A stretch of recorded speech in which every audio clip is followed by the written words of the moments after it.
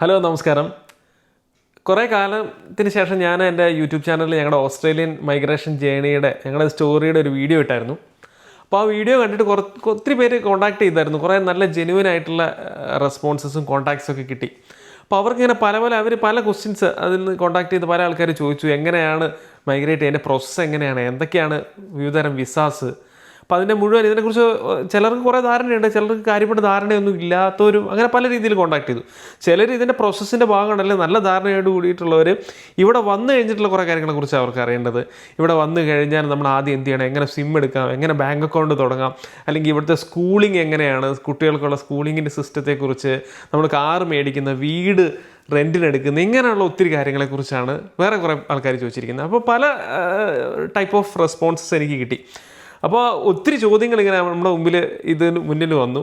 അപ്പോൾ ഇതെല്ലാം കൂടെ ഒറ്റയടിക്ക് അഡ്രസ്സ് ചെയ്യുക അല്ലെങ്കിൽ ഒരു വീഡിയോയിൽ ഉൾപ്പെടുത്താൻ പറ്റുക എന്ന് പറയുന്നത് ഭയങ്കര ബുദ്ധിമുട്ടാണ്. അപ്പോൾ ഞാൻ ചെന്നാൽ പിന്നെ ഒരു കാര്യം ചെയ്യാം, ഈ പറഞ്ഞ ക്വസ്റ്റ്യൻസൊക്കെ വെച്ചിട്ട് സീരീസ് ഓഫ് വീഡിയോസ് അങ്ങനെ ഈ ഓസ്ട്രേലിയ മൈഗ്രേഷൻ പ്രോസസ്സും ഇവിടെ വന്നു കഴിഞ്ഞിട്ടുള്ളതും അല്ലെങ്കിൽ ഓസ്ട്രേലിയയുടെ കാര്യങ്ങളെക്കുറിച്ചൊക്കെ എനിക്ക് പറ്റുന്ന രീതിയിൽ ചെയ്ത് കളയാമെന്ന് വിചാരിച്ചു. അപ്പോൾ അതിൻ്റെ ഭാഗമായിട്ട് ഈ സീരീസിൽ ആദ്യത്തെ ഒരു വീഡിയോ ആണ് ഞാൻ ഇന്ന് ചെയ്യുന്നത്. അപ്പോൾ ഈ വീഡിയോയിൽ ഞാൻ പ്രധാനമായിട്ടും ഡിസ്കസ് ചെയ്യുന്നത് ഓസ്ട്രേലിയയിലേക്ക് വരാൻ പല വഴികളുണ്ട്. വഴി എന്ന് പറഞ്ഞാൽ ഫ്ലൈറ്റ് പിടിച്ച് വരാം, അങ്ങനെയല്ല ഉദ്ദേശിച്ചത്. പല വിസകൾ, പല സ്ട്രീം ഓഫ് വിസാസിൽ നമുക്ക് വരാൻ പറ്റും.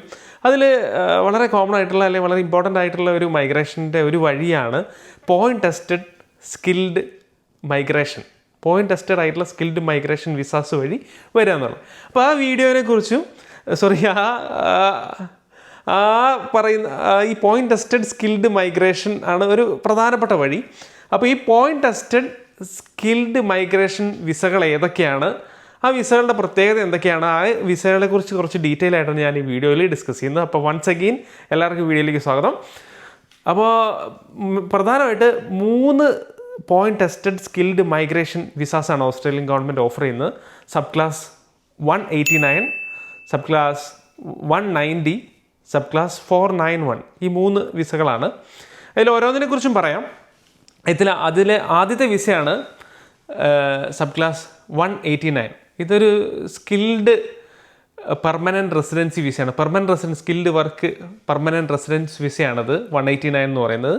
ഇത് ഡയറക്റ്റ്ലി ഇവിടുത്തെ ഫെഡറൽ ഗവൺമെൻറ്റിൻ്റെ കീഴിൽ വരുന്നത്. നമ്മുടെ നാട്ടിലേക്ക് സെൻട്രൽ ഗവൺമെൻറ് എന്ന് പറഞ്ഞ പോലെ ഇവിടുത്തെ ഫെഡറൽ ഗവൺമെൻറ്, അതിനെയാണ് ഇവിടെ ഫെഡറൽ ഗവൺമെൻറ് എന്ന് പറയുക. ഫെഡറൽ ഗവൺമെൻറ്റിൻ്റെ ഡയറക്റ്റ് കീഴിൽ അവർ നേരിട്ട് അലോട്ട് ചെയ്യുന്ന വിസയാണ് 189 എന്ന് പറയുന്നത്. അപ്പോൾ പെർമനൻറ്റ് റെസിഡൻസി വിസ എന്ന് പറഞ്ഞാൽ നമുക്ക് പെർമനൻ്റ് ആയിട്ട് എല്ലാവർക്കും അറിയാവുന്ന തന്നെ ഇവിടെ പെർമനൻ്റ് ആയിട്ട് നമുക്ക് വന്ന് എത്ര കാലം വേണമെങ്കിലും നമുക്ക് താമസിക്കാവുന്ന വിസയാണ്. സിറ്റിസൺഷിപ്പ് അല്ലാന്ന് മാത്രം. അതായത് ഒരു ഓസ്ട്രേലിയൻ സിറ്റിസണ് കിട്ടുന്ന എല്ലാ അവകാശങ്ങളും തന്നെ, വോട്ടവകാശം ഒഴികെയുള്ള ബാക്കി ഒരുവിധ എല്ലാ അവകാശങ്ങളോടും കൂടി തന്നെ വീട് മേടിച്ച്, സ്ഥലം മേടിച്ച് എല്ലാം ചെയ്യാൻ പറ്റുന്ന, പെർമനൻ്റ് ആയിട്ട് താമസിക്കാൻ പറ്റുന്ന രീതിയിൽ കിട്ടുന്ന വിസയാണ്. അതാണ് പെർമനൻറ്റ് റെസിഡൻസി വിസ എന്ന് പറയുന്നത്. അതിലെ ഒരു വിസയാണ് ഫസ്റ്റ്, ഏറ്റവും അടിപൊളി വിസയാണ് 189 വിസ. ഇപ്പോൾ ഒരു സ്റ്റുഡൻറ്റ് വിസയിൽ വരുന്ന ആളും അല്ലെങ്കിൽ എങ്ങനെ ഇവിടെ വേറെ ഇപ്പോൾ ഒരു സ്പോൺസേഡ് വിസയിൽ വരുന്ന ആളും എല്ലാവരും ട്രൈ ചെയ്യുക. ഒരു പെർമനൻറ്റ് റെസിഡൻസി കിട്ടി, അല്ലെങ്കിൽ ചില ആൾക്കാർ അതിൻ്റെ നെക്സ്റ്റ് സ്റ്റേജായിട്ട് സിറ്റിസൺഷിപ്പിലേക്കാണ് ട്രൈ ചെയ്യുന്നത്. അപ്പോൾ അതിലെ ഏറ്റവും അടിപൊളി അതാ ഞാൻ പറഞ്ഞത്, അതുകൊണ്ടാണ് 189 വിസ എന്ന് പറഞ്ഞത്. അപ്പോൾ ഈ 189 വിസ ഒക്കെ ഗവൺമെൻറ് അലോട്ട് ചെയ്യുന്നത് എങ്ങനെയാണെന്ന് വെച്ചിട്ടുണ്ടെങ്കിൽ ഓരോ വർഷവും ഇവിടെ നമ്പർ ഓഫ് വിസ, ഒരു വർഷം എത്ര ഇങ്ങനത്തെ സ്കിൽഡ് വിസാസ് കൊടുക്കുമെന്ന് ആ വർഷത്തെ ഫിനാൻഷ്യൽ ബഡ്ജറ്റിൽ ഗവൺമെൻറ് പറഞ്ഞിട്ടുണ്ടാവും. അപ്പോൾ ആ കോട്ടയ്ക്ക് അനുസരിച്ചാണ് വിസകൾ ഓരോ വർഷം ഗ്രാൻഡ് ചെയ്യുന്നത്. അപ്പോൾ നോക്കാം, ഇനി 189 വിസയെ കുറിച്ച് കുറച്ച് ഡീറ്റെയിൽ ആയിട്ട് നോക്കിയിട്ടുണ്ടെങ്കിൽ, ഞാൻ പറഞ്ഞല്ലോ പെർമനൻറ്റ് റെസിഡൻസി വിസയാണ് 189.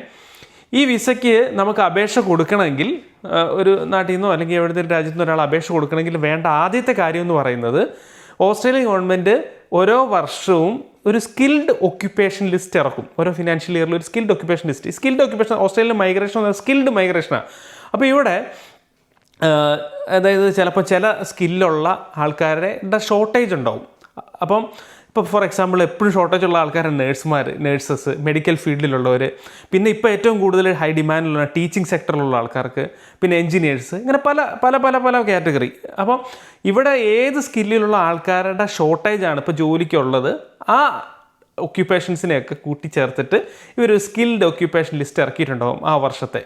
അപ്പോൾ ആ സ്കിൽഡ് ഒക്യുപ്പേഷൻ ആൻസ്കോ കോഡിൽ ഒരു നമ്പർ ഇപ്പം 222, 332, 111 എന്നൊക്കെ പറഞ്ഞിട്ടൊരു നമ്പറൊക്കെ കൊടുത്തിട്ട് ഇപ്പോൾ സിവിൽ എഞ്ചിനീയർ അല്ലെങ്കിൽ ഒരു ആൻസ്കോ കോഡിൽ ഒരു ഓക്യുപ്പേഷൻ അതിൻ്റെ അകത്ത് ലിസ്റ്റ് ചെയ്തിട്ടുണ്ടോ. അപ്പോൾ ആ ലിസ്റ്റിൽ നമ്മുടെ സ്കില്ല്, ഇപ്പം നമുക്ക് ഉള്ള സ്കില്ല് അല്ലെങ്കിൽ നമ്മുടെ ക്വാളിഫിക്കേഷൻ ആ ലിസ്റ്റ് എടുത്തിട്ട് അടിച്ച് നോക്കിയിട്ട് അതിൻ്റെ അകത്തുണ്ടോ എന്നുള്ളത് ചെക്ക് ചെയ്യുക എന്നുള്ളതാണ്. അപ്പോൾ സ്കിൽഡ് ഒക്യുപ്പേഷൻ ലിസ്റ്റിൽ നമ്മുടെ സ്കില്ല് അല്ലെങ്കിൽ നമ്മുടെ ഒക്യുപ്പേഷൻ ഉണ്ടാവും എന്നുള്ളതാണ് ആദ്യത്തെ ക്രൈറ്റീരിയ ഇതിന് അപ്ലൈ ചെയ്യാൻ വേണ്ടിയിട്ട്. രണ്ടാമത് വേണ്ടത് ഒരു പോസിറ്റീവ് ആയിട്ടുള്ള സ്കിൽസ് അസസ്മെൻ്റ് ആണ്. ഈ സ്കിൽ ഒക്യുപ്പേഷൻ ലിസ്റ്റിലുണ്ടെങ്കിൽ നമ്മൾ സ്കിൽ അസസ് ചെയ്യണം. സ്കിൽ അസസ് ചെയ്യാൻ വേണ്ടിയിട്ട് അത് ഒരു ഡീറ്റെയിൽ ആയിട്ട് പറയാൻ മാത്രമുണ്ട്. പല സ്കിൽ അസസിങ് ബോഡീസ് ഉണ്ട്. വെറ്റാസസ്, എഞ്ചിനീയേഴ്സ് ഓസ്ട്രേലിയ, അൻമാക് എന്ന് പറഞ്ഞിട്ട് ഉണ്ട്, കമ്പ്യൂട്ടർ സൊസൈറ്റി എന്ന് പറഞ്ഞ കമ്പ്യൂട്ടർ അങ്ങനെ ഓരോ ഡിഫറെൻറ്റ് സ്കില്ലിന് അതിനെ സ്കിൽ അസസ് ചെയ്യാൻ ഡിഫറെൻറ്റ് അതോറിറ്റി ഉണ്ട്. അവരുടെ അടുത്തു നിന്നുള്ള ഒരു പോസിറ്റീവായിട്ടുള്ള സ്കിൽ അസസ്മെൻറ്റ് ഉണ്ടാവുക എന്നുള്ളതാണ് രണ്ടാമത്തെ കാര്യം. പിന്നെ അടുത്ത പ്രധാനപ്പെട്ട കാര്യമാണ് 18 വയസ്സിനും 45 വയസ്സിനും ഇടയിലായിരിക്കണം നമ്മുടെ പ്രായം. പിന്നെ നമുക്കൊരു കോമ്പിറ്റൻ്റ് ആയിട്ടുള്ള ഒരു ഇംഗ്ലീഷ് സ്കോർ ഉണ്ടാവണം. ഫോർ എക്സാമ്പിൾ ഇപ്പോൾ IELTS എക്സാമിന് ഏറ്റവും കുറഞ്ഞത് 6 എങ്കിലും നമ്മൾ പ്രൈമറി ആപ്ലിക്കൻറ്റിന് ഉണ്ടാവണം എന്നുള്ള ക്രൈറ്റീരിയകളാണ് ഇതിന് പ്രധാനമായിട്ടും ഉള്ളത്. പ്ലസ് നമുക്ക് ഇത് പോയിന്റ് ടെസ്റ്റഡ് ആണെന്ന് ഞാൻ പറഞ്ഞു. പോയിന്റ് ടെസ്റ്റഡ് സ്കിൽഡ് മൈഗ്രേഷനാണ്. 65 പോയിന്റ് നമുക്കുണ്ടാവണം. ഈ 65 പോയിന്റ് എന്ന് പറയുന്നത് നമ്മുടെ ക്വാളിഫിക്കേഷനെയും നമ്മൾ സിംഗിളാണോ മാരീഡാണോ നമ്മുടെ എക്സ്പീരിയൻസ് അങ്ങനെയുള്ള നമ്മുടെ ഏജ് ഇങ്ങനെയുള്ള പല ഫാക്ടേഴ്സിനെ ബേസ് ചെയ്തുകൊണ്ടാണ് 65 പോയിന്റ് കാൽക്കുലേറ്റ്. ഈ പോയിന്റ് കാൽക്കുലേറ്റ് ചെയ്യുന്നത് എങ്ങനെയാണെന്ന് ഞാൻ മറ്റൊരു നെക്സ്റ്റ് ഒരു സീരീസ് ഓഫ് നെക്സ്റ്റ് വീഡിയോയിൽ പറയാം, എങ്ങനെയാണ് നമ്മൾ ഈ 65 പോയിന്റിലേക്ക് എത്തുക എന്നുള്ളത്. കാരണം ഇതെല്ലാം കൂടെ ഉൾപ്പെടുത്തി ഈ വീഡിയോ വലിയൊരു ലെങ്തി വീഡിയോ ആയിപ്പോൾ. ഇത് ഞാൻ മെയിൻലി വിസകളെ കുറിച്ചാണ് ടാർഗറ്റ് ചെയ്യുന്നത്. അപ്പോൾ മിനിമം 65 പോയിന്റ് ഉണ്ടാവണം. ഇത്രയേ ഉള്ള ഒരാൾക്ക് ഈ 189 വിസയ്ക്ക് അപ്ലൈ ചെയ്യാനായിട്ട് എലിജിബിൾ ആണ്. പോയിന്റ് ടെസ്റ്റഡ് സ്കിൽഡ് മൈഗ്രേഷൻ വിസയിലെ രണ്ടാമത്തെ വിസയാണ് 190 സബ് ക്ലാസ് 190 വിസ. ഇതൊരു പെർമനൻറ്റ് റെസിഡൻസി വിസ തന്നെയാണ്, അടിപൊളി വിസയാണ്. പക്ഷേ ഇതെന്ന് പറഞ്ഞാൽ ഒരു സ്റ്റേറ്റ് സ്പോൺസേഡ് വിസ ആയിരിക്കും. അതായത് ഏതെങ്കിലും ഒരു പർട്ടിക്കുലർ സ്റ്റേറ്റിൻ്റെ, ഓസ്ട്രേലിയയിലെ 6 സ്റ്റേറ്റ് ഉണ്ട്. 6 സ്റ്റേറ്റിൽ ഏതെങ്കിലും ഒരു സ്റ്റേറ്റിൻ്റെ 2 ടെറിട്ടറീസും ആണോ ഉള്ളത്. ഈ 6 സ്റ്റേറ്റിലെ ഏതെങ്കിലും ഒരു സ്റ്റേറ്റിൻ്റെ സ്പോൺസർഷിപ്പിലായിരിക്കും നമുക്ക് വിസ കിട്ടുക. അപ്പോൾ അതായത് ഓരോ സ്റ്റേറ്റും ഈ പറഞ്ഞ പോലെ അവരുടെ സെപ്പറേറ്റ് ആയിട്ടുള്ള സ്കിൽഡ് ഒക്യുപ്പേഷൻ ലിസ്റ്റ് ഇറക്കിയിട്ടുണ്ടാവും. അതായത് ഓരോ സ്റ്റേറ്റിന് ചിലപ്പം ചില ഒക്യുപ്പേഷൻ, ചില ജോലിക്കാരെ കൂടുതലായിട്ട് ആവശ്യമുണ്ടാവും. അപ്പോൾ അവർക്ക് കുറച്ച് പ്രാധാന്യം കൊടുക്കും. അപ്പോൾ എന്താ പറയുന്നത്, ഈ ഞാൻ പറഞ്ഞില്ല ആദ്യം പറഞ്ഞായിരുന്നല്ലോ, ഓരോ വർഷവും ഗവൺമെൻറ് എത്ര വിസകൾ കൊടുക്കും എന്നുള്ളതിൻ്റെ കോട്ട ഇറക്കിയിട്ടുണ്ട്. അതായത് നമ്പർ ഓഫ് വിസസ് അലോട്ട് ചെയ്യുന്നത്. അപ്പോൾ അതിൽ തന്നെ സെൻട്രൽ ഗവൺമെൻറ്റിൻ്റെ കയ്യിൽ ഇത്ര നമ്പറുണ്ട്. ഈ 190ക്ക് വേണ്ടിയിട്ട്, അതായത് സ്റ്റേറ്റ് സ്പോൺസറിൽ കൊടുക്കുന്ന ഓരോ സ്റ്റേറ്റിനും അലോക്കേറ്റ് ചെയ്തിട്ടുണ്ട്. അപ്പോൾ ആ അലോക്കേഷനെ ബേസ് ചെയ്തുകൊണ്ട് അവർക്ക് എന്തൊക്കെ കൂടുതലായിട്ട് ആവശ്യമുണ്ട്, ഏതൊക്കെ സ്കിൽഡ് ലേബേഴ്സിനെ കൂടുതലായിട്ട് ആവശ്യമുണ്ട്, അപ്പോൾ അതിനെ ബേസ് ചെയ്തുകൊണ്ട് അവർ ഒരു ഒക്യുപ്പേഷൻ ലിസ്റ്റ് ഇറക്കിയിട്ടുണ്ടാവും. അപ്പോൾ അതിനകത്ത് നമ്മുടെ ഒക്യുപ്പേഷൻ ഉണ്ടാവുക എന്നുള്ളതാണ് ഈ 190 വിസയ്ക്ക് ഇമ്പോർട്ടൻ്റ് ആയിട്ട് വേണ്ട കാര്യം. പിന്നെ ബാക്കി ക്രൈറ്റീരിയകളൊക്കെ ഒന്ന് തന്നെയാണ്. നമ്മുടെ പ്രായം 18നും 45 വയസ്സിനിടയിലായിരിക്കണം. പിന്നെ ആദ്യം പറഞ്ഞ പോസിറ്റീവ് സ്കിൽസ് അസസ്മെൻ്റ് ഉണ്ടാവണം. പിന്നെ നമുക്ക് ഏറ്റവും കുറഞ്ഞത് കോമ്പിറ്റൻറ്റ് ഇംഗ്ലീഷ് എങ്കിലും ഉണ്ടാവണം. ഇതെല്ലാം കൂടെ മറ്റേ ക്രൈറ്റീരിയസ് എല്ലാം കൂട്ടി മിനിമം 65 പോയിൻ്റ് എങ്കിലും ഉണ്ടാവണം. എന്നാലേ നമുക്ക് അപ്ലൈ ചെയ്യാൻ പറ്റുള്ളൂ. ഈ വിസയുടെ ഒരു പ്രത്യേകത എന്താണെന്ന് വെച്ചാൽ, ഈ സ്റ്റേറ്റ് സ്പോൺസേഡ് ആയ ഈ വിസയ്ക്ക് നമുക്ക് സ്റ്റേറ്റ് സ്പോൺസർഷിപ്പ് വഴി 5 പോയിൻറ്റും കൂടെ അഡീഷണൽ ആയിട്ട് കിട്ടും എന്നുള്ളതാണ് ഈ വിസയുടെ ഒരു പ്രത്യേകത. അതായത് ഞാൻ പറഞ്ഞു 189 ഒരാൾക്ക് അപ്ലൈ ചെയ്യണമെങ്കിൽ ഏറ്റവും കുറഞ്ഞത് 65 പോയിൻ്റ് ഉണ്ടാവണം. 65-ന് എത്ര മുകളിലേക്കുണ്ടോ അത്രയും നല്ലത്. 65 കുറവാണെങ്കിൽ നമുക്ക് അപ്ലൈ ചെയ്യാൻ പറ്റില്ല.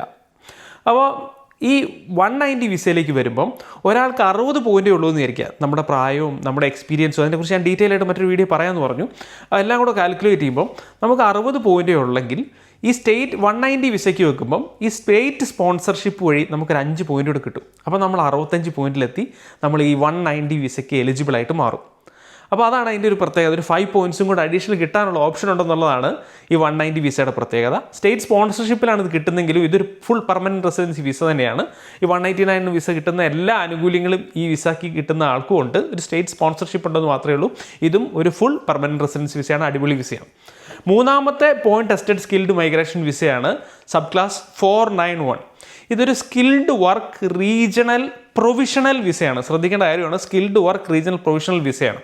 ഓക്കെ, ഇത് ഈ സ്കിൽഡ് മൈഗ്രേഷൻ വിസകളിൽ തന്നെ വരുന്ന വിസയാണ് 491. പക്ഷേ ഇത് റീജിയണൽ വിസയാണ്. ഈ വിസയുടെ പ്രത്യേകത, ഇതിന് കുറച്ച് അധികം പ്രത്യേകതകളുണ്ട്. അത് ആദ്യം പറയാം. പ്രത്യേകത എന്താണെന്ന് വെച്ചാൽ, ആദ്യത്തെ 2 വിസകളും നമുക്ക് അൺലിമിറ്റഡ് ആയിട്ടുള്ള ടൈമാണ് വിസയിൽ അടിച്ചിട്ടുണ്ടാവുക പെർമനൻറ്റ് റെസിഡൻ്റ് ആയിട്ട്. പക്ഷേ 491 വിസയുടെ വാലിഡിറ്റി എന്ന് പറയുന്നത് 5 ഇയേഴ്സ് ആയിരിക്കും. പക്ഷേ കണ്ടീഷൻസും ക്രൈറ്റീരിയകളും എല്ലാം ആദ്യത്തെ 2 വിസ പോലെ തന്നെയാണ്. പക്ഷേ ഇതിൻ്റെ പ്രത്യേകത എന്ന് പറഞ്ഞാൽ ഇതിൻ്റെ വിസയുടെ വാലിഡിറ്റി 5 വർഷമായിട്ടായിരിക്കും അടിച്ചിരിക്കുന്നത്. ഈ വിസ പീരീഡിൽ ഇമ്പോർട്ടൻ്റ് ആയി ശ്രദ്ധിക്കേണ്ട കാര്യമാണ് റീജിയണൽ വിസയാണെന്ന് ഞാൻ പറഞ്ഞു, സ്കിൽഡ് വർക്ക് റീജിയണൽ വിസ. അപ്പോൾ ഇമ്പോർട്ടൻ്റ് ആയി ശ്രദ്ധിക്കേണ്ട കാര്യം എന്ന് വെച്ചാൽ ഈ വിസ കാലാവധിയിൽ നമ്മൾ ഇതിൻ്റെ അകത്ത് ക്രൈറ്റീരിയ ഇതാണ്: we should leave work and study in regional Australia എന്നാണ് പറഞ്ഞിരിക്കുന്നത്. അതായത് നമ്മൾ റീജിയണൽ ഓസ്ട്രേലിയയിൽ താമസിക്കുകയും പഠിക്കുന്നുണ്ടെങ്കിൽ റീജിയണൽ ഏരിയയിൽ പഠിക്കുകയും ജോലി ചെയ്യുന്നുണ്ടെങ്കിൽ ജോലി ചെയ്യുകയും വേണമെന്നുള്ളതാണ് ഈ വിസയുടെ പ്രത്യേകത. അപ്പോൾ റീജിയണൽ ഓസ്ട്രേലിയ നമ്മൾ റീജിയണൽ ഉൾനാട്ടിൽ പോയി താമസിക്കണമല്ലോ എന്നതിൻ്റെ ചിന്തയൊന്നും വേണ്ട. ഓസ്ട്രേലിയയുടെ ക്യാപിറ്റൽ ടെറിട്ടറി ക്യാൻബറ അടക്കം മെയിൻ ഒരു സ്റ്റേറ്റാണ്. പെർത്ത് എന്ന് പറഞ്ഞ സ്ഥലത്ത് നിങ്ങൾ കേട്ടിട്ടുണ്ടോ? വെസ്റ്റേൺ ഓസ്ട്രേലിയയുടെ അതൊക്കെ റീജിയണൽ ഏരിയ ആണ്. ബ്രിസ്ബെയിൻ, സിഡ്നി, മെൽബൺ എന്ന് പറഞ്ഞ 3 സിറ്റികൾ മാത്രമേ റീജിയണൽ ഏരിയ അല്ലാത്തുള്ളൂ. ബാക്കി ഓസ്ട്രേലിയയിലെ എല്ലാം റീജിയണൽ ഏരിയ ആണ്. ഓക്കെ, അപ്പോൾ ആ റീജിയണൽ ഏരിയയിൽ നമുക്ക് പോയി താമസിക്കാം, ജോലി ചെയ്യാം ഈ വിസ പീരീഡിൽ. അപ്പോൾ നമ്മൾ ഈ കണ്ടീഷൻ സാറ്റിസ്ഫൈ ചെയ്തിട്ടുണ്ടെങ്കിൽ ഇതിന് pathway to permanent residency ഉണ്ട്. നമ്മൾ ഈ കണ്ടീഷൻ 3 വർഷം സാറ്റിസ്ഫൈ ചെയ്ത് കഴിഞ്ഞാൽ നമുക്ക് 191 എന്ന് പറഞ്ഞ ഒരു ഫുൾ പെർമനന്റ് റെസിഡൻസി വിസയിലേക്ക്, അതായത് 189 190 ക്ലാസ് ആ കാറ്റഗറിയിലുള്ള 190 വിസയിലേക്ക് അപ്ലൈ ചെയ്യാനായിട്ട് പറ്റും. അപ്പോൾ നമുക്ക് 190 വിസ കിട്ടും. 190 വിസ കിട്ടിയാൽ പെർമനന്റ് റെസിഡൻസി ആയി. അപ്പം അതായത് കൂടുതൽ ആൾക്കാരെ റീജിയണൽ ഏരിയയിലേക്ക് കൊണ്ടുവരാനും അവിടുത്തെ എക്കണോമി ബൂസ്റ്റ് ചെയ്യാനും അവിടെ കൂടുതൽ ജോബ് ഓപ്പർച്യൂണിറ്റീസും കൂടുതൽ കാര്യങ്ങളും ഒക്കെ വരുന്നതിന് വേണ്ടിയിട്ട് ഗവൺമെൻറ് റീജിയണൽ ഏരിയനെ പ്രൊമോട്ട് ചെയ്യാൻ വേണ്ടിയിട്ട് കൊണ്ടുവന്നിരിക്കുന്ന ഒരു വിസയാണിത്. ഓക്കെ, അപ്പം ഈ 491 വിസ ഒരു 3 വർഷം നമ്മൾ ആ കണ്ടീഷൻ സാറ്റിസ്ഫൈ ചെയ്തത് പെർമനന്റ് റെസിഡൻസിയിലേക്ക് പാത്ത് വേ ഉള്ളതാണ്. പിന്നെ നമ്മൾ ഇംഗ്ലീഷ് ടെസ്റ്റ് എഴുതുവോ ഈ സ്കിൽ അസസ്മെൻറ്റ് ചെയ്യുമോ ഒന്നും വേണ്ട. നമ്മൾ ഈ കണ്ടീഷൻ സാറ്റിസ്ഫൈ ചെയ്തതായിട്ട് നമ്മൾ റീജിയണൽ ഏരിയ താമസിച്ചതായിട്ടുള്ള ജോലി ചെയ്തതായിട്ടുള്ളതിൻ്റെയൊക്കെ അഡ്രസ് പ്രൂഫും അല്ലെങ്കിൽ പേ സ്ലിപ്പിൻ്റെ പ്രൂഫുകളും പിന്നെ നമ്മുടെ ഇൻകം ടാക്സ് ഫയൽ ചെയ്തതിൻ്റെ സ്റ്റേറ്റ്മെൻറ്റ് സബ്മിറ്റ് ചെയ്താൽ മാത്രം മതി. നമുക്ക് അതിൻ്റെ പ്രോസസ്സ് പൂർത്തിയാക്കി 191 കിട്ടും. ഓക്കെ, അപ്പോൾ ഈ 491 വിസയുടെ മറ്റൊരു പ്രത്യേകത എന്ന് പറയുന്നത്, ഞാൻ 190ക്ക് പറഞ്ഞ 5 പോയിന്റ് കിട്ടും അഡീഷണൽ ആയിട്ട് സ്റ്റേറ്റ് സ്പോൺസർഷിപ്പ് വഴിയിൽ നിന്ന്. ഈ 491 വിസയ്ക്ക് 15 പോയിന്റ് അഡീഷണൽ ആയിട്ട് കിട്ടും. അതാണ് ഇതിൻ്റെ ഏറ്റവും വലിയൊരു വേറൊരു ഹൈലൈറ്റ്. അതായത് ഈ പറഞ്ഞ പോയിന്റ് നമ്മൾ പറഞ്ഞല്ലോ 65 പോയിന്റ് ഏറ്റവും കുറഞ്ഞത് വേണം ഓസ്ട്രേലിയയിൽ ഏത് വിസയ്ക്ക് അപ്ലൈ ചെയ്യണമെങ്കിലും.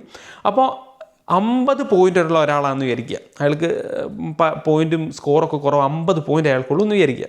ഈ 50 പോയിന്റ് ഉള്ള ഒരാൾക്കും ഈ വിസയ്ക്ക് അപ്ലൈ ചെയ്യാൻ പറ്റും. കാരണം എന്താ വെച്ചാൽ ഈ സ്പോൺസർഷിപ്പ് വഴി നമുക്ക് 15 പോയിന്റോടെ കിട്ടി 65 പോയിന്റായി നമ്മൾ വിസയ്ക്ക് വെക്കാൻ എലിജിബിൾ ആവും. നമുക്ക് എത്ര ഹയർ സ്കോർ ചെയ്യാൻ പറ്റുമോ അത്രയും നല്ലതാണ്. ഞാൻ ഏറ്റവും മിനിമം വെച്ചിട്ടാണ് പറയുന്നത്. ഇനി ഈ 491 വിസയിൽ തന്നെ 2 സ്ട്രീമുണ്ട് 491 വിസയ്ക്ക്. ആ 2 സ്ട്രീം എന്ന് പറയുന്നത്, ഒന്നാമത്തേത് സ്റ്റേറ്റ് സ്പോൺസേഡ് സ്ട്രീമാണ്, രണ്ടാമത്തേത് ഫാമിലി സ്പോൺസേഡ് സ്ട്രീമാണ്. ഓക്കെ, സ്റ്റേറ്റ് സ്പോൺസേഡ് സ്ട്രീം എന്ന് പറഞ്ഞാൽ നമ്മുടെ 190 വിസയ്ക്ക് സ്റ്റേറ്റിൻ്റെ സ്പോൺസർഷിപ്പ് കിട്ടുന്ന പോലെ തന്നെ അതേപോലെ ഒക്യുപ്പേഷൻ ലിസ്റ്റിലുണ്ടെങ്കിൽ ആ കാര്യങ്ങളൊക്കെ ഒന്ന് തന്നെയാണ്. സ്കിൽഡ് ഒക്യുപ്പേഷൻ ലിസ്റ്റിൽ നമ്മുടെ ജോബ് വേണം ഇത് അപ്ലൈ ചെയ്യണമെങ്കിൽ ആ കാര്യങ്ങളൊക്കെ ഒന്ന് തന്നെയാണ്. അപ്പോൾ സ്റ്റേറ്റ് സ്പോൺസർഷിപ്പ് 190ക്ക് 5 പോയിന്റ് കിട്ടുന്ന പോലെ ഇതേപോലെ നമ്മൾ സ്റ്റേറ്റ് സ്പോൺസർഷിപ്പിന് അപ്ലൈ ചെയ്തിട്ടുണ്ടെങ്കിൽ 491 വിസയ്ക്കാണെങ്കിൽ 15 പോയിന്റ് കിട്ടും. രണ്ടാമത്തെ ഞാൻ പറഞ്ഞു ഫാമിലി സ്പോൺസേഡ് സ്ട്രീം ഉണ്ടെന്ന്. അതായത് നിങ്ങളുടെ എലിജിബിൾ ആയിട്ടുള്ള ഒരു റിലേറ്റീവ് റീജിയണൽ ഏരിയയിൽ താമസിക്കുന്നുണ്ടെങ്കിൽ ഈ സിഡ്നിയും മെൽബണും ഈ പറഞ്ഞ ബ്രിസ്ബെയിൻ എന്ന് പറയുന്ന മേജർ സിറ്റിയുടെ ബൗണ്ടറിയിൽ അല്ലാതെ നിങ്ങളുടെ ഏതെങ്കിലും ഒരു എലിജിബിൾ റിലേറ്റീവ് താമസിക്കുന്നുണ്ടെങ്കിൽ, എലിജിബിൾ റിലേറ്റീവ് മീൻസ് നിങ്ങളുടെ brother, sister, cousin, father, mother, grandfather, അങ്ങനെ ആരും ആണല്ലോ. അത് ഇൻലോയുടെ നിങ്ങൾ മാരീഡ് ഇൻലോയുടെ ആവണമെങ്കിൽ ഇൻലോയുടെ ബ്രദർ, സിസ്റ്റർ, കസിനും ഒക്കെ ആവും. അവർക്കൊക്കെ നിങ്ങളെ സ്പോൺസർ ചെയ്യാൻ പറ്റും. അപ്പോൾ അവരുടെ പ്രത്യേകിച്ച് പൈസ ഒന്നും കൊടുത്ത് സ്പോൺസർ ചെയ്യേണ്ട ഒരു ഫോം ഉണ്ട്. നിങ്ങൾ സ്പോൺസർ ചെയ്തായിട്ട് ഫില്ല് ചെയ്ത ഫോം ഒന്ന് സൈൻ ചെയ്ത് കൊടുത്താൽ മതി. അപ്പോൾ ആ സ്പോൺസർഷിപ്പ് കൊടുത്തിട്ടുണ്ടെങ്കിൽ നമുക്ക് ഫാമിലി സ്പോൺസേഡ് ഉള്ള എന്ന സ്ട്രീമിലേക്ക് നമുക്ക് 15 പോയിന്റ് കിട്ടും. ഇപ്പോൾ 50+ 50 പോയിന്റ് ഉള്ള ഒരാൾക്ക് 50 + 15 65 പോയിന്റ്സായി അയാൾ എലിജിബിളായി. ഇനി 65 തന്നെ ഉള്ള ഒരാളാണെന്ന് വിചാരിക്കുക, അയാൾക്ക് 15 പോയിന്റ്സോട് അഡീഷണൽ ആയിട്ട് കിട്ടിയ അയാൾ 80 എത്തുവാണ്. അപ്പോൾ അയാൾക്ക് വിസ കിട്ടാനുള്ള ചാൻസസ് കൂടുതലാണ്. അപ്പം അതാണ് 491 വിസേൻ്റെ പ്രത്യേകത. ബാക്കി എല്ലാ കാര്യങ്ങളും ഒന്ന് തന്നെയാണ്. ഈ പറഞ്ഞ പോസിറ്റീവായിട്ടുള്ള സ്കിൽസ് അസസ്മെൻ്റ് ഉണ്ടാവണം. നമുക്ക് 18 - 45 വയസ്സിന് ഇടയിലായിരിക്കണം പ്രായം. ഏറ്റവും കുറഞ്ഞത് കോമ്പറ്റൻറ്റ് ഇംഗ്ലീഷ് ഉണ്ടാവണം എന്നുള്ളത് നിർബന്ധമാണ്. അപ്പോൾ ഇതാണ് ഏറ്റവും ഇങ്ങോട്ട് വരാനുള്ള വഴി തേടുന്നവർക്കുള്ള ആദ്യത്തെ വഴി. അതായത് ഏറ്റവും സ്ട്രെയിറ്റ് അവേ ഉള്ള സ്കിൽഡ് മൈഗ്രേഷൻ വിസകൾ. 3 വിസകൾ 189, 190, 491. ഞാൻ ഈ പറഞ്ഞ വിവരങ്ങളെന്ന് പറയുന്നത് ഓസ്ട്രേലിയയുടെ ഇമിഗ്രേഷൻ ആൻഡ് സിറ്റിസൺഷിപ്പിൻ്റെ വെബ്സൈറ്റിൽ നിങ്ങൾക്ക് ചെക്ക് ചെയ്താൽ കാണാൻ പറ്റും. അപ്പോൾ അവിടുന്ന് ഞാൻ വായിച്ച് മനസ്സിലാക്കിയതും ഞാൻ എൻ്റെ മൈഗ്രേഷൻ ആവശ്യത്തിന് വേണ്ടി വായിച്ച് മനസ്സിലാക്കിയതും അതിനുശേഷം ഇപ്പോൾ ഈ വീഡിയോയ്ക്ക് വേണ്ടി വായിച്ച് മനസ്സിലാക്കിയ കാര്യങ്ങളാണ് ഷെയർ ചെയ്തിരിക്കുന്നത്. നിങ്ങൾക്ക് ആ വെബ്സൈറ്റിൽ കയറിയിട്ടുണ്ടെങ്കിൽ കൂടുതൽ ഡീറ്റെയിൽസൊക്കെ അറിയാനായിട്ട് പറ്റും. അപ്പം ഞാൻ ഇത്രയും പറഞ്ഞു. ഞാൻ കുറച്ച് പോയിൻറ്റ്സ് ഒക്കെ എഴുതി വെച്ചിട്ടുണ്ട്. ഏതെങ്കിലും മിസ്സായി പോയിട്ടുണ്ടോ എന്ന് ജസ്റ്റ് നോക്കട്ടെ, എന്നിട്ട് എന്തെങ്കിലും മിസ്സാകാൻ പാടില്ലല്ലോ. ഓക്കെ, പറയാൻ ഒരു കാര്യം വിട്ടുപോയിട്ടുണ്ട്. അതായത് ഇതിൻ്റെ ഓട്ടോമാറ്റിക്കലി കുറച്ച് പേർക്ക് ചോദിക്കുന്ന ഒരു ഫിനാൻഷ്യലായിട്ടുള്ള കാര്യമുണ്ട്. വിസയുടെ ഫീസ് എത്രയാണ്? ഈ 189 എല്ലാ വിസയും സെയിം കാറ്റഗറി തന്നെയാണ്. എല്ലാത്തിൻ്റെയും ഫീസ് എന്ന് പറയുന്നത്, അതായത് പ്രൈമറി ആപ്ലിക്കൻ്റ് ഒരാൾ മാത്രമേ ഉള്ളെങ്കിൽ അയാൾ തന്നെയാണ് മെയിൻ ആപ്ലിക്കൻ്റ്. ഇനി ഫാമിലി ആണെങ്കിൽ ആ മെയിൻ ആപ്ലിക്കൻ്റ് ഒരാളുണ്ടാവും. അയാളുടെ ഫീസും വിസ ഫീസ് എന്ന് പറയുന്നത്, ഇപ്പോഴത്തെ ഫീസാണ് പറയുന്നത്, ഓസ്ട്രേലിയൻ ഡോളർ 4770, 4770 ഓസ്ട്രേലിയൻ ഡോളറാണ് ഫീസ് വരിക. അത് എല്ലാ വർഷവും മാറ്റം വരും. എല്ലാ വർഷവും അതായത് ബഡ്ജറ്റിൽ ഓരോ ഫിനാൻഷ്യൽ ഇയറിലും ആ എമൗണ്ടിൽ ചെറിയ വേരിയേഷൻസ് വരാറുണ്ട്. ഇനി ഒരു ഫാമിലി ആയിട്ടാണ് അപ്ലൈ ചെയ്യുന്നതെങ്കിൽ മെയിൻ ആപ്ലിക്കൻ്റ്, പ്രൈമറി ആപ്ലിക്കൻ്റ് ഉണ്ട്. അയാൾക്ക് സെക്കൻഡറി, അതായത് സ്പൗസ്, ചിലപ്പോൾ ഫീമെയിലാണ്, വൈഫാണ് മെയിൻ ആപ്ലിക്കൻ്റെങ്കിൽ ഹസ്ബൻഡ് ആയിരിക്കും സെക്കൻഡറി ആപ്ലിക്കൻ്റ്. ഇനിയിപ്പം മെയിലാണ് പ്രൈമറി ആപ്ലിക്കൻ്റെങ്കിൽ വൈഫായിരിക്കും സെക്കൻഡറി ആപ്ലിക്കൻ്റ്. അപ്പോൾ സെക്കൻഡറി ആപ്ലിക്കൻറ്റിന് വരുന്ന ഫീസ് എന്ന് പറയുന്നത് ഇതിൻ്റെ നേർ പകുതിയാണ്. അതായത് 2385 ഓസ്ട്രേലിയൻ ഡോളേഴ്സ് കൊടുക്കണം. പിന്നെ നമുക്ക് കുട്ടികളുണ്ടോയെന്ന് വിചാരിക്കുക, ഡിപ്പെൻഡൻ്റ് ആയിട്ടുള്ള 18 വയസ്സിൽ താഴെയുള്ള കുട്ടികളുണ്ടെങ്കിൽ കൊടുക്കേണ്ടതെന്ന് പറഞ്ഞാൽ അതിൻ്റെ പകുതിയാണ്. അതായത് 1190 ഓസ്ട്രേലിയൻ ഡോളർ 1190 കൊടുക്കണം. ഇനി നിങ്ങളുടെ കൂടെ വരുന്ന ഒരു ഡിപ്പെൻഡൻറ്റ് ഒരു കുട്ടി തന്നെയാണ്, പക്ഷേ 18 വയസ്സിന് മുകളിലാണെങ്കിൽ നമ്മൾ ഈ പറഞ്ഞ സ്പൗസിന് അടയ്ക്കുന്ന സെയിം പൈസ തന്നെ ഓസ്ട്രേലിയൻ ഡോളർ 2385 അടയ്ക്കണം. അപ്പോൾ 4 പേരുള്ള ഒരു ഫാമിലി, ഫോർ എക്സാമ്പിൾ 2 18 വയസ്സിൽ താഴെയുള്ള പിള്ളേരും ഒരു ഭാര്യയും ഒരു ഹസ്ബൻഡും കൂടെ മൈഗ്രേറ്റ് ചെയ്യണമെന്ന് വിചാരിക്കുക. അപ്പോൾ ഹസ്ബൻഡിന് ഓസ്ട്രേലിയൻ ഡോളർ 4770 ഡോളറാവും. വൈഫിന് ഓസ്ട്രേലിയൻ ഡോളർ 2385 ഡോളറാവും. ആൻഡ് ഒരു കുട്ടിക്ക് 1190 ഡോളർ വെച്ചിട്ട് 2 കുട്ടികൾക്ക് അടയ്ക്കണം. ഓക്കെ, അപ്പോൾ അതാണ് ഫീസ് വരുന്നത്. അപ്പോൾ ഇത്രയൊക്കെയാണ് എനിക്ക് ഈ 189, 190 ആൻഡ് 491 വിസകളെക്കുറിച്ച് പറയാനുള്ളത്. ഒരു എല്ലാ കാര്യങ്ങളും കവർ ചെയ്തിട്ടുണ്ടെന്ന് ഞാൻ വിചാരിക്കുന്നത്. ഇനി നെക്സ്റ്റ് വീഡിയോയിൽ ഞാൻ പ്രധാനമായിട്ടും ഇതിൻ്റെ ഒരു മൈഗ്രേഷൻ പ്രോസസ്സ് എങ്ങനെയാണ്, ഈ from the skilled occupation list തൊട്ട് അതിൻ്റെ നെക്സ്റ്റ് എങ്ങനെ സ്കിൽ അസസ് ചെയ്ത് അതിൻ്റെ ആ പ്രോസസ്സ് എങ്ങനെയാണെന്നും, പിന്നെ ഓരോ സീരീസിൽ ഞാൻ ഈ പോയിൻറ്റ്സ് എങ്ങനെയാണ് 65 പോയിൻറ്റ് കാൽക്കുലേറ്റ് ചെയ്യുന്നത് എങ്ങനെയാണ്, പിന്നെ ഞാൻ ആദ്യം പറഞ്ഞ ഓരോ ചോദ്യങ്ങൾക്കും ഉത്തരങ്ങളൊക്കെ ആയിട്ട് നെക്സ്റ്റ് ഓരോ വീഡിയോസുമായിട്ട് വരാം. അപ്പോൾ കുറച്ച് പേർക്കെങ്കിലും ഇതിൽ ഷെയർ ചെയ്ത ഇൻഫർമേറ്റീവ് ആയിട്ടുണ്ടാവും എന്ന് വിചാരിക്കുന്നു. അപ്പോൾ thanks for watching. Thank you. By.